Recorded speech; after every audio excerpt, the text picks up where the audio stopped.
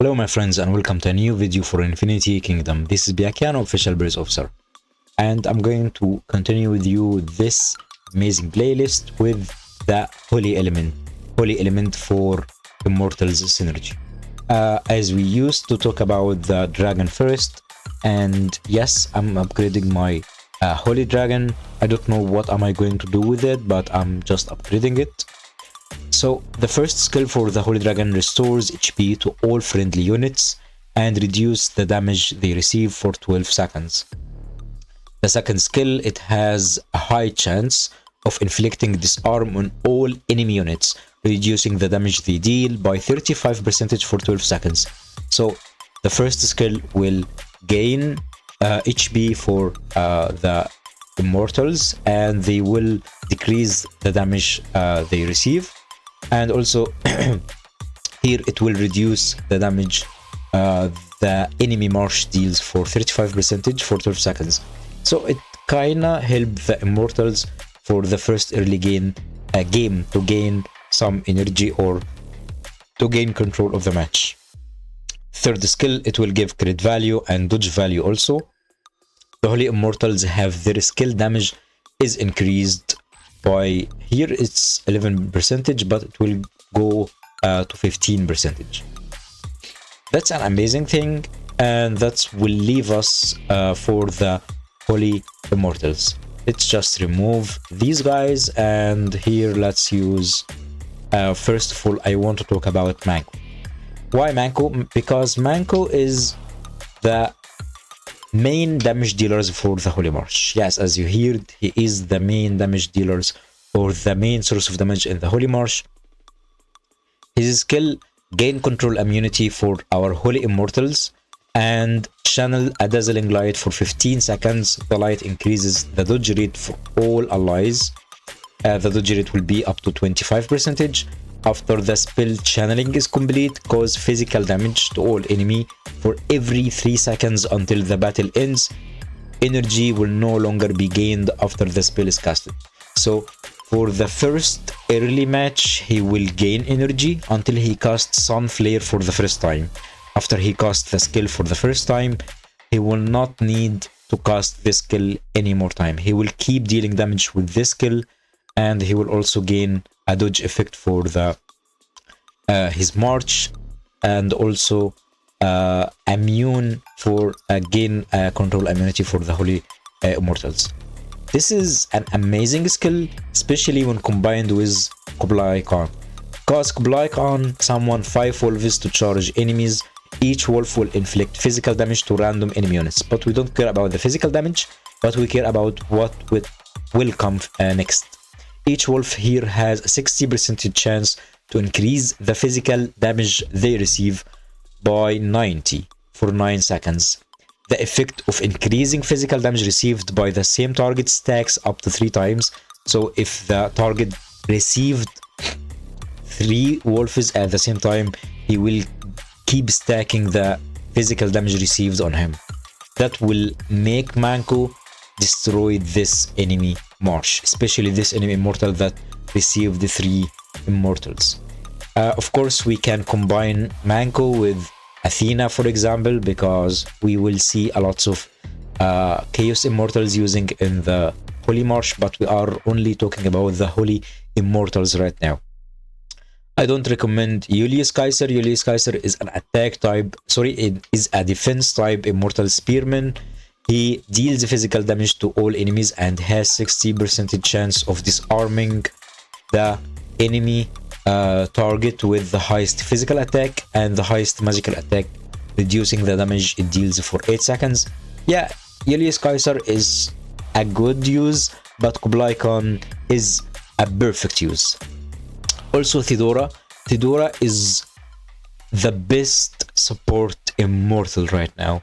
She is an amazing healer, and also lots of players keep using Thedora in other marches like Earth marches, and we are going to talk about hyper marches after we finish this normal elements. Holy March right now, I believe this is the last pure element we will talk about, and we will start talking about hyper marches from the next week.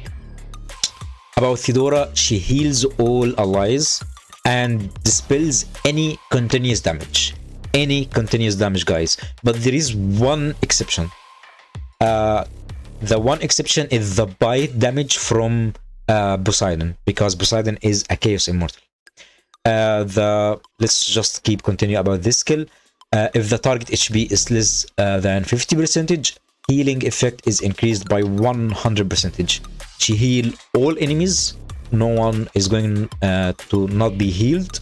She will heal all 4 immortals, and she will remove all the continuous damage. As we talked about, exception is Poseidon's bite damage, because Poseidon skill is like a unique skill. It's not any random continuous damage.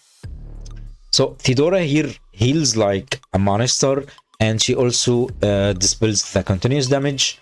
She is something that you can use in any march, but in the Holy March she is a massive, because in normal elements, as we talk about, the element buff here, the 5 units of the same element getting 10% of HP bonus is something that you have to care about.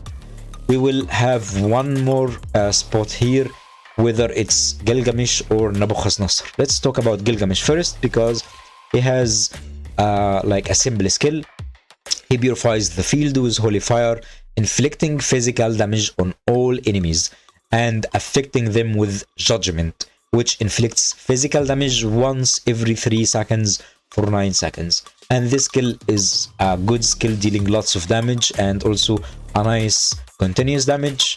Also, his energy regen will be a good base energy regen for someone that deals continuous damage for 9 seconds. I like this formation and this combination, Kublai Khan, Manco, Gilgamesh, Fedora. Especially Gilgamesh is free to play immortal, but if you want to spend more, you can get Nebuchadnezzar. Nebuchadnezzar has a passive into his ultimate skill. He has initial energy increased by 200 points, so he will start the game with 200 points ahead. He has an active skill, inflict physical damage. The damage rate is going to be up to 300% when he max stars to all enemy units, and he increased the healing received by allied units. For targets less than 70% troops, the skill will also increase the physical damage dealt by friendly unit for 6 seconds. This will make Manco deals lots of damage, and also Nebuchadnezzar will deal lots of damage, and as well Kublai deals some damage depending on the skills he will be using. Even though I like better Kublai Khan as kinda a support. We don't call it a support, we call it like a help for the front row here, using guard on him so he can guard Manco, and also we can use assist on Fedora so we can deal damage with Nebuchadnezzar and Manco. But for people that use Kublai Khan for dealing damage, this skill of Nebuchadnezzar will help both of Manco and Kublai. Also Nebuchad's main damage as physical damage. So all of the 3 immortals here, all the immortals for the Holy March deal physical damage.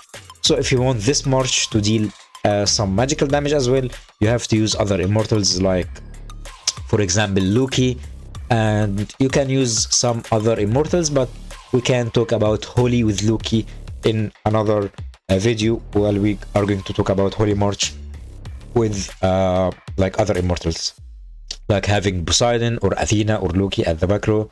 We can talk about the hyper marches for the holy element in another week. And that's all for the Holy March, guys. As you see, the dragon will help the march to gain energy, like for example Manco, and will make the march to stand on the high ground, having or stacking energy to gain the ultimate skill while recovering HP, and at the same time receiving less damage. When Manco casts his spell, he will grant a dodge effect and also immunity to control. At the same time, he will deal massive damage in the help of Kublai Khan and also Nebuchadnezzar, while this march will keep stacking healing and removing the continuous damage from Fedora. So this March, 100%, 100%, 100%. If you want to defeat it, you have to use wounds. What are wounds? Wounds are the skill that make the enemy March not heal. Like for example, Chinki's Khan ultimate skill inflicts physical damage to all enemies and cause wound. Enemies cannot be healed for 10 seconds. And also Ken Emperor ultimate skill inflict wound on all enemy, preventing them from being healed. And this is how can you start defeating the Holy March, because this is his strong point. That's all for watching. Thank you all and see you soon.